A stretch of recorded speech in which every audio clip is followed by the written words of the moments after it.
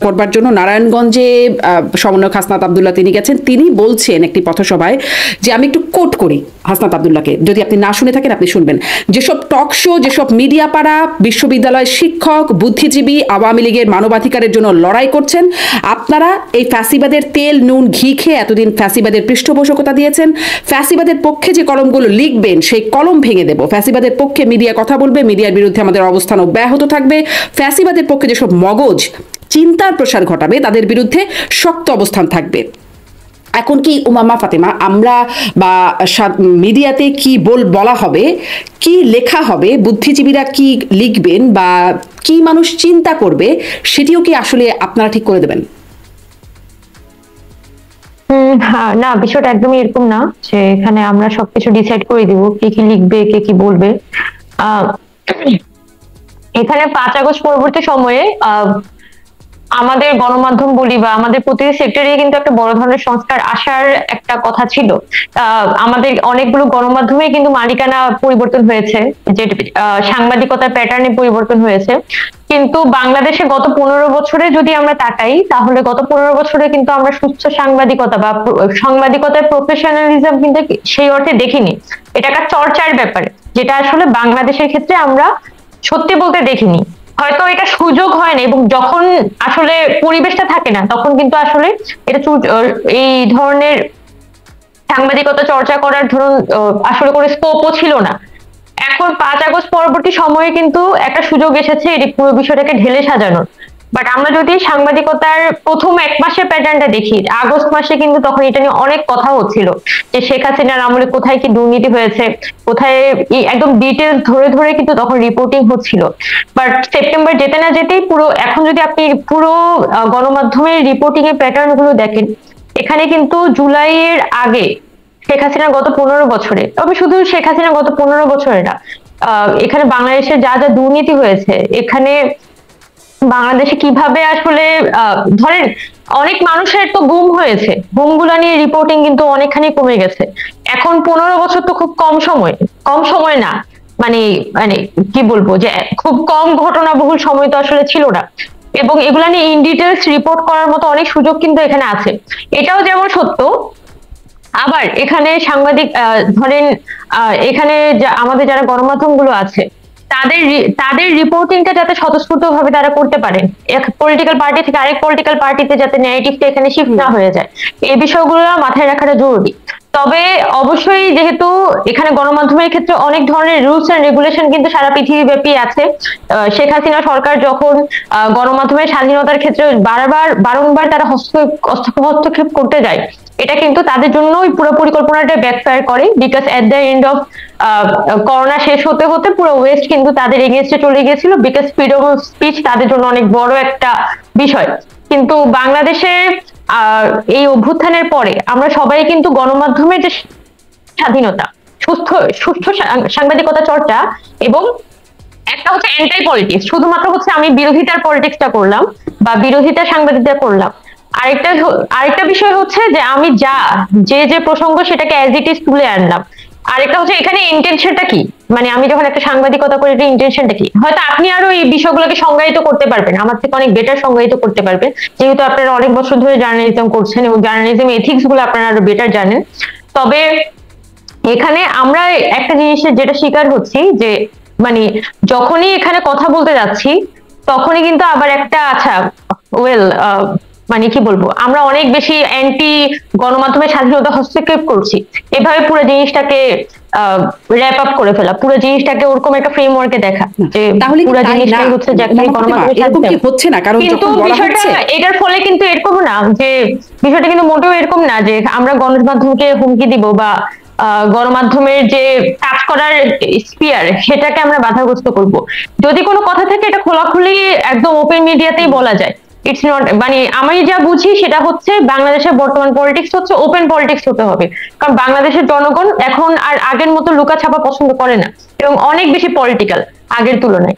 তো সেই অনুযায়ী গণমাধ্যম আসলে কিভাবে সরাসরি হওয়াটাই ভালো। ওমামা, এটি আসলে গণমাধ্যম কিভাবে নেবে যে যেই কলম ফ্যাসিবাদের পক্ষে লিখবে তার সেই কলম ভেঙে দেব, যে মিডিয়া কথা বলবে মিডিয়ার বিরুদ্ধে অবস্থান অব্যাহত থাকবে, মগজ চিন্তা করবে তার বিরুদ্ধে শক্ত অবস্থান থাকবে, মানে এই বিষয়ে মানে ফ্যাসিবাদকে কি আপনারা ডিফাইন করেছেন যে এটি আসলে কি হলে সেটি ফ্যাসিবাদ হয়ে যাবে এবং তার পক্ষে কি লিখলে আপনারা বলবেন যে সেটি ফ্যাসিবাদের পক্ষে লিখছে বলে তার কলমটি ভেঙে দেওয়া হলো বা তার চিন্তাকে বাধাগ্রস্ত করা হচ্ছে? এটি কি? এটা বৈষম্যবিধি ছাত্র আন্দোলনে তো আমাদের ওই ধরনের কোনো পজিশন নেই যে গণমাধ্যমের কি এই ধরনের গণমাধ্যম হইলেই সেটা আমাদের কাছে আদর্শ গণমাধ্যম, এই ধরনের কোনো পজিশন তো আর আমরা ঠিক করিনি। এখন সেই জায়গা থেকে যদি হাসান ভাই গিয়ে বলেন, হয়তো উনি বেটার এক্সপ্লেন করতে পারবে যে তার স্টেটমেন্টটা উনি কিসের ভিত্তিতে দিয়েছেন। আমরা যেটা একটা আলাপ দিতে পারি যে গত 15 বছরে শেখ হাসিনার দ্বারা যেভাবে করে আসলে এখানে গুম খুনের শিকার হয়েছে মানুষ, ইভেন জুলাই আগস্টের মুভমেন্টের সময়ও কিন্তু গণমাধ্যম সেই অর্থে এখানে কোনো সাংবাদিকতা হয় নাই, যেটা আমরা খুব ভালোভাবেই জানি। আমরা সবাই টিভি দেখেছিলাম ইন্টারনেট শাটডাউনকালীন সময়ে, ওই সময় গণমাধ্যমগুলো কি ধরনের রিপোর্টিং করেছে ওগুলো আমাদের একদমই চোখে দেখা। তো ফ্যাসিবাদ তো ইটস এ কনসেপ্ট যে শেখ হাসিনা চলে গেছে কিন্তু তার পুরো কাঠামোটা কিন্তু অ্যাজ ইট ইজ কিন্তু এটা এখনো পর্যন্ত বলবৎ আছে, কারণ আমাদের শরীরটা শেখ হাসিনার আমলে তৈরি হয়েছে, আমাদের প্রত্যেকটা মানে কি বলে স্বভাব আসলে শেখ হাসিনার আমলে তৈরি হয়েছে। এটাকে আসলে আলাদাভাবে বোঝানোটা খুব টাফ, কিন্তু এটা ঠিক যে আমাদের বর্তমান সময়ে আমরা এমন কাঠামো যাতে এখানে তৈরি না হয়ে যায় যাতে হচ্ছে ফ্যাসিবাদ কোনোভাবে হচ্ছে এখানে জাস্টিফাইড হয়, বা নতুন ফ্যাসিবাদী সিস্টেম আগামী দিনের রাজনীতি যাতে হচ্ছে যে আরেক ধরনের দলীয়করণের দিকে ঝুঁকে না পড়ে, সেটা নিশ্চিত করাও তো আসলে গণমাধ্যমের দায়িত্ব, এটা আমি বলবো। তবে এখানে আমাদের বৈষম্যবিধি ছাত্র আন্দোলনের পক্ষ থেকে এই ধরনের কোনো পজিশন আমাদের নাই যে গণমাধ্যমকে এইভাবে চলতে হবে ওভাবে চলতে হবে। আপনি খুব ইয়েভাবে যদি দেখেন, খুব রিসেন্ট পাস্টে হচ্ছে কালের কণ্ঠ নিয়ে আমার মানে কালের কণ্ঠ নিয়ে বিশেষ করে আমি হচ্ছে একটা বিষয়ের সাথে জড়িয়ে গিয়েছিলাম, তখন আমার পজিশনটা আসলে কি ছিল। অনেকে এরপর পরবর্তী সময়ে আমাকে অনেকে এসে কোশ্চেন করে যে আচ্ছা কালের কণ্ঠ সব পত্রিকায় তো এভাবে রিপোর্ট করেছিল, বা বেশিরভাগ গণমাধ্যমেই তো হচ্ছে যে অনেক বেশি বায়াস রিপোর্ট করেছিল পুরো জুলাই আগস্ট সময়ে। তো তুমি কি এখন পরবর্তীতে তো আমরা তাদেরকে প্রতিষ্ঠাবার্ষিকী শুভেচ্ছা জানাচ্ছি, পরবর্তীতে আমরা তাদেরকে সাপোর্ট করছি, তাহলে ওই প্রতিষ্ঠানটাকে সাপোর্ট করতে কি সমস্যা? তো এটা অনেকে বলার চেষ্টা করেছে। তখন আমার যেটা এক্সপ্রেশন ছিল যে মানে প্রতিষ্ঠাবার্ষিকী শুভেচ্ছা জানানোর জন্য আমার কিন্তু এখানে সরি ফিল করার কিছু নাই, বাট প্রথমত তারা আমার কথা বিকৃত করেছে, আর দ্বিতীয়ত ছিল যে জুলাই আগস্ট মাসে তাদের যে একটা ভূমিকা ছিল সেটাকে তারা অস্বীকার করতে যাচ্ছে। তো যেটা বেশি দরকার যে ভাই আমরা ভালো সাংবাদিকতা এতদিন করি নাই এবং we are sorry for that, এবং আমরা আমাদের পুরো যে আমাদের যে বডিটা আছে সে বডিতে একটা ভালো ধরনের পরিবর্তন এনে যদি কেউ আমাদের এখানে অবদমন করার চেষ্টা করে তাহলে সর্বত্রভাবে আমরা সাংবাদিকরা আমাদের এই স্বাধীনতাটাকে চর্চা করবো এবং ওপেনলি আমরা খোলামেলা এই বিষয়গুলো নিয়ে কথা বলবো। কিন্তু এখনো কি আমরা যদি বাংলাদেশের গণমাধ্যমগুলো দেখি সেখানে মিডিয়া হাউস গুলো কি আগের বায়াসনেস থেকে মুক্ত হয়ে গেছে বা তাদের ভিতরে বায়াসনেসটাকে মুক্ত হয়ে গেছে? আই এম নট সেইং যে হাসান ভাই যেটা বলছে সেটাকে আমি ডিফেন্ড করতেছি, সেটা it's a different concept, but আমাদের যে মিডিয়া হাউস গুলো তাদের পলিসির ক্ষেত্রে এখন কি সে মানে মুক্ত গণমাধ্যম মানে হিসেবে সে ফাংশন করবে, এই ধরনের কোনো জায়গায় কি গণমাধ্যমগুলো গিয়েছে? মানে আমাদের কাছে তো অন্তত মনে হচ্ছে না, বরং অনেক জায়গায় কিন্তু এখনো পর্যন্ত গণমাধ্যমগুলো এক ধরনের বায়াসনেস বা তাদের এক ধরনের পলিসি থাকে, সে পলিসি অনুযায়ী হচ্ছে মিটিং করা এবং আছে উমামা ফাতেমা, যার কারণে তারা কিভাবে আসলে হুমকি ধামকির মধ্যেও আছে, হুমকি ধামকির মধ্যেও আছে। আবার দেখা যাচ্ছে এখানে বিভিন্ন চ্যানেলগুলো ছিল, চ্যানেলগুলোর রিসেন্টলি কিন্তু সরকারের পক্ষ থেকে গণমাধ্যম সংস্কার কমিশন করা হয়েছে, এখন সংস্কার কমিশন হয়তো তাদের মতো করে একটা রিপোর্ট দিবে যে এখানে কি কি ধরনের সংস্কার হওয়ার প্রয়োজন, সেটার ভিত্তিতে হয়তো সরকার একটা ডিসকাশনের মধ্যে যাবে। বাট 5 আগস্ট পরবর্তী সময়েও কিন্তু আমরা গণমাধ্যমের সংস্কার যেভাবে করে আশা করেছিলাম যে তারা একটা ধারার দিকে হাঁটবে বা তারা একটা স্বাধীন সাংবাদিকতা চর্চার দিকে হাঁটবে, সেটাও কিন্তু আমরা পরিপূর্ণভাবে আসলে গণমাধ্যমের বডিগুলোর মধ্যে দেখতে পাচ্ছি না। তবে আমি যখন এই কথাটা বলছি সেটা হচ্ছে আমার নিজস্ব মতামত থেকেই বলছি যে আমরা আসলে ওই অর্থে সরকারের বলি বা রাষ্ট্রের প্রতিটা সেক্টরের মধ্যে আসলে সংস্কারটা ওই অর্থে হয়নি। শুধুমাত্র যে গণমাধ্যমের মধ্যে যদি আমরা এটা এক্সপেক্ট করতে থাকি তাহলে তো আসলে হবে না। বিশেষ করে আমি যখন কথা বলেছি, আমি বারবার কিন্তু পে স্কেলের কথা বলেছি, সাংবাদিকদের যে পে স্কেল সেটা যে আসলে কতটা লো এবং তাদের ওয়ার্কিং আওয়ার, এই বিষয়গুলো নিয়ে আমি কথা বলেছিলাম। এবং এগুলো সবকিছুই তো আসলে গণমাধ্যমের সাথে রিলেটেড, কোনো কিছু তো আর একটা বিষয় না। আর ধরেন একটা হচ্ছে আপনার সার্টিফাইড যে গণমাধ্যমগুলো, যে ধরেন ৭১ টেলিভিশন বা সময় television, it's a different thing. যারা হচ্ছে সার্টিফাইড এবং তাদের কিছু পলিসি থাকে, বাট মূল সাংবাদিকতা কিন্তু ওগুলো দ্বারা নিয়ন্ত্রিত হয় না।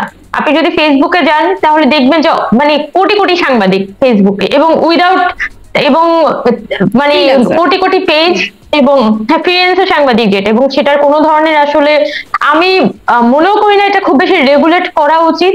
বাট এই যে এই সাংবাদিকরা যে কোনো সময় একটা মানুষকে সম্মানহানি করতে পারে, যে কোনো সময় যে কোনো কিছু করতে পারে, এবং we don't have any protection. মানে এই যে আমরা যে ভিলিফাইড হইতে পারি, আমরা যে আসলে ডিহিউম্যানাইজড হইতে পারি, এটার এগেইনস্টে আমি কোনো ধরনের প্রোটেক্টিভ সিস্টেম ইউজ করতে পারছি না। তো এইটা আসলে হচ্ছে মানে মানে এই যে ফ্রিল্যান্সার সাংবাদিক, এই সাংবাদিকতা, এটার কারণে কিন্তু অনেক জনসাধারণ বা আমরা যারা আছি, যারা হয়তো নতুন এই আন্দোলনের মুখ হিসেবে সামনে আসছি, তারা কিন্তু যে কোনো সময় যে কোনো ভাবে ভিলিফাইড হয়ে যেতে পারি। এবং আমাদের ফাতেমা সব সময় ফ্রিডম অফ স্পিচের একটা পার্শ্ব প্রতিক্রিয়া, সবকিছুরই একটা পার্শ্ব প্রতিক্রিয়া থাকে, সেটি এটা বলা হয় সেভাবে। সেরকম একদম এই প্রসঙ্গটা শেষ করি যে আপনি মনে করেন কিনা, যখন আসলে গণমাধ্যমগুলোর, আপনি বলছিলেন যে যেই অবস্থা থেকে গণমাধ্যমগুলো আসছে এখন একটা ভালনারেবল অবস্থার মধ্যে যদি থেকে থাকে, তখন যদি বলা হয় কলম ভেঙে দেব, শক্ত অবস্থান নেব, সেটি একটা হুমকি স্বরূপ গণমাধ্যম। আমি খুব স্পষ্টভাবে বলি যে এই ধরনের বক্তব্য আসলে আমি সাপোর্ট করি না, এবং বৈষম্যবিরোধী ছাত্র আন্দোলন এটা সাপোর্ট করে না। মানে আমরা তো আসলে আগের সিস্টেমে নাই যে সব ভেঙে দিতে হবে, ভাঙচুর করতে হবে, এটাই আর কি। আমার মনে হয় না এগুলো বৈষম্যবিরোধী ছাত্র আন্দোলনের অবস্থান নয়। আমি এটি হয়তো পরবর্তীতে আরো কয়েকটি প্রসঙ্গ তুলে আসবো যে আপনারা কি নিজেদের মধ্যেও একটা সমন্বয়হীনতা বা কোথাও একটা গ্রিপ হারানোর জায়গা আসছে কিনা, মানে এরকম ঘটনা একাধিক যখন ঘটছে একের পর এক। আসি এই প্রসঙ্গটিতে, কারণ যেটি নিয়ে বলছিলাম যে গণ অভ্যুত্থানের ঘোষণাপত্র বা জুলাই বিপ্লবের ঘোষণাপত্র, যেটি আপনারা 31শে ডিসেম্বর দিতে চেয়েছিলেন, পরে সরকার মানে সেই যে একের পর এক যা হলো, সরকার উদ্যোগ নেবে বলল, পরে সরকার বলছে, উপদেষ্টা মাহফুজ আলম জানালেন ফ্যাসিলিটেট করবেন, সরকার দেবেন না। আজকে তিনি বলছেন যে আগামী বৃহস্পতিবার সর্বদলীয় বৈঠক হবে, বৈঠকের মধ্য দিয়ে ঐক্যমত হবে, সেদিনই স্পষ্ট হবে কবে আসলে ঘোষণাপত্রটি দেয়া হবে। আপনি কি মনে করেন ঐক্যমত্যটা কি হবে? কারণ এক রাষ্ট্রপতি ইস্যুতে একটা ঐক্যমত্য হয়নি, আপনারা রাজনৈতিক দলের কাছে গেছেন, যোগাযোগ করছেন, রাজনৈতিক ঐক্যমত্য হয়নি একটি ইস্যুতে। প্রোক্লেমেশনের মধ্যে অনেকগুলো ইস্যু আছে, সেখানে কি ঐক্যমত্যে আপনারা পৌঁছাতে পারবেন খুব শীঘ্রই, বা সেখানে একটা ঘোষণাপত্র চলে আসবে, এটা কি আমরা ধারণা করতে পারি? আচ্ছা, আমাদের তো বৈষম্যবিরোধী ছাত্র আন্দোলনের পক্ষ থেকে আমরা 15 জানুয়ারি পর্যন্ত একটি সময় বেঁধে দিয়েছি যে 15 জানুয়ারির মধ্যে যাতে প্রোক্লেমেশনে ঘোষণা করা হয়।